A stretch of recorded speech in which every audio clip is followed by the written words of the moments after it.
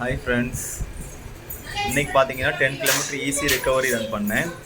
அது பார்த்தீங்கன்னா 6 kilometre pace, first kilometre 6 kilometre pace, last பார்த்தீங்கன்னா ஃபினிஷ் வந்து 5 கிலோமீட்டர் பேஸில் வந்து நான் வந்து ஃபினிஷ் பண்ணேன்.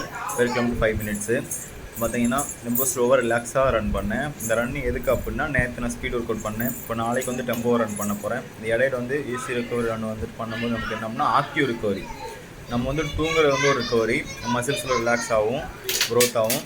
அதே மாதிரி நம்ம வந்து ஆக்டிவ் ரெக்கவரி பண்ணும்போது என்ன ஆகும் அப்படின்னா, இன்னும் ரிலாக்ஸ் ஆகும், ரீஃப்ரெஷ் ஆகும் உடம்பு.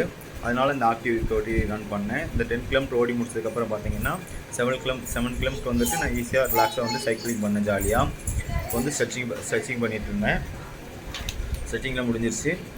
ஓகே ஃப்ரெண்ட்ஸ், நாளைக்கு வந்துட்டு டெம்போ ரன் பார்த்தீங்கன்னா 14 கிலோமீட்டர் டெம்போ ரன் ஓடலான்ருக்கேன். 3.55 செகண்டு 55 செகண்டில் வந்துட்டு டெம்போ ரன் பண்ணலான்னு இருக்கேன் per kilometre. Okay friends, follow பண்ணுங்கள், சப்ஸ்கிரைப் பண்ணுங்கள். Thank you friends.